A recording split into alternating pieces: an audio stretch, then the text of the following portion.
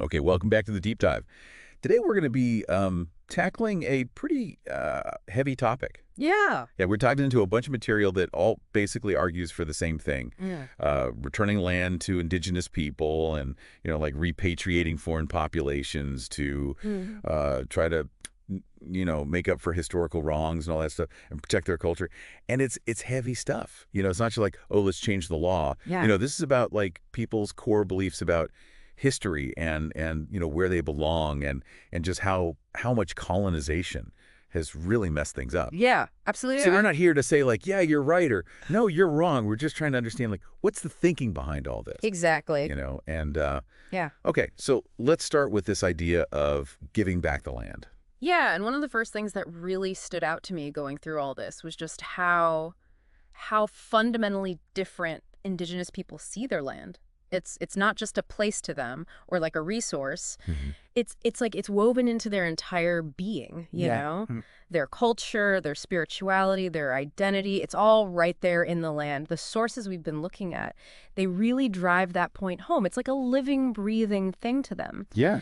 All their history, all their traditions, it's all wrapped up in that land. So when they talk about getting it back, they're not talking about like redrawing some lines on a map. Right. They're talking about healing, like beginning to fix a wound that's been there for centuries from colonization, from being forced off their land. I mean, it's got to be like losing a part of yourself, right? Right. Being Yeah. ripped away from a place that's so central to who you are.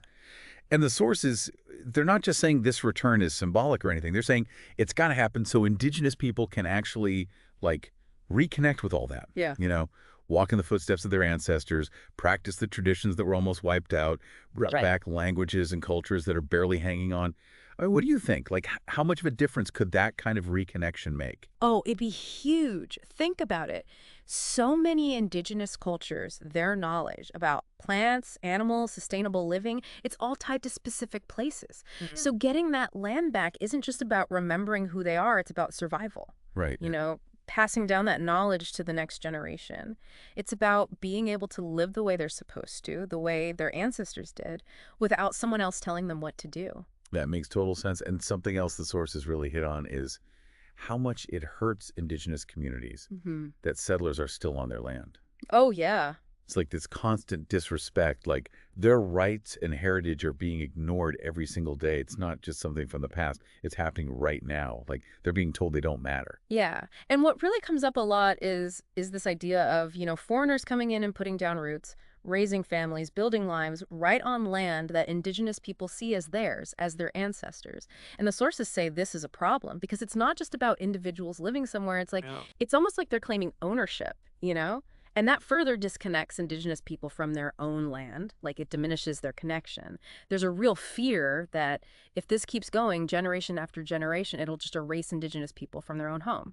It's like just by existing there, settlers, they're kind of saying indigenous people don't belong. Mm-hmm. The sources really show how much that hurts, Right. like their whole identity is being threatened. And it makes you think, how can they heal when they're constantly being pushed aside like that? Exactly. And that ties right into this whole issue of cultural erosion. The sources go into detail about how historically settlers coming in and staying put has really damaged indigenous cultures. And it wasn't always accidental. A lot of times it was deliberate. Indigenous languages banned, spiritual practices outlawed, their whole way of life replaced with someone else's. It wasn't just different cultures blending together. It was one being forced on top of the other. Right. And the sources bring up a really important point about the kids of settlers growing up on this land. Oh, yeah, that's crucial. You see, the argument is that these kids, even if they're good people, they might not understand what the land really means to the people who were there first. They weren't raised with that history, that deep connection. Right. And the sources are saying that even if they don't mean to, those kids growing up could end up pushing indigenous people further to the sidelines. Like, just by living their lives, they're continuing that cycle of pushing the dominant culture onto everyone. And it makes you wonder, how can different cultures actually live together peacefully when, historically, one has had all the power and the other has been silenced? Now, it's really important to understand how the sources frame this, giving the land back and having foreign populations go back to where they came from. They're not saying it's about revenge or punishment. Not at all. They see it as a way to finally make things right, to fix the injustice that indigenous people have been facing for centuries. It's about reparations, making amends for the wrongs of the past. Exactly. And returning the land, that's a huge part of it. It's about giving indigenous communities control again, letting them govern themselves, follow their own laws and traditions, basically taking back the power that was stolen from them. Right, it's about self-determination, being able to decide their own future. And sending foreign populations back to their ancestral lands, that fits into this idea of reparations too. Hmm. The sources are saying it's about acknowledging that colonization was wrong, that settlers came in, often violently, took over, and forced their own ways on everyone. Repatriation, to them, is a way to undo that initial harm. It's about going back to before things got messed up. And the end goal, according to the sources, is to let indigenous people be in their rightful place without having to deal with, settlers being there all the time. It's about creating a space where they can be themselves, where their culture can thrive without constantly feeling the pressure to assimilate or be reminded of how they were dispossessed.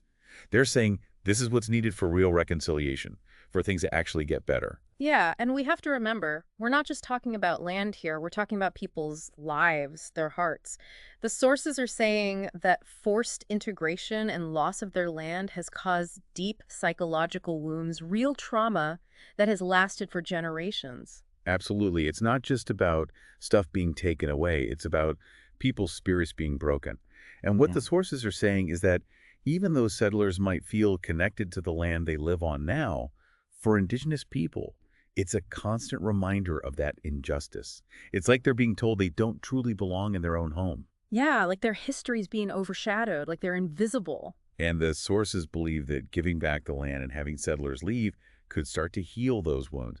It's about letting indigenous people live with dignity, with pride in who they are, without that constant feeling of being pushed aside. It's about giving them space to heal, to reclaim their identity.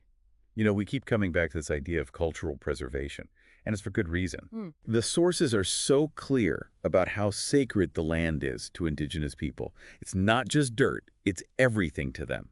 Their spirituality, their culture, how they see the world, it's all tied to that land. So anyone coming in and messing with that, it's a huge insult. Like they're disrespecting something holy. It's like a violation of their very being. And that's why they feel so strongly about settler families having kids on their ancestral lands.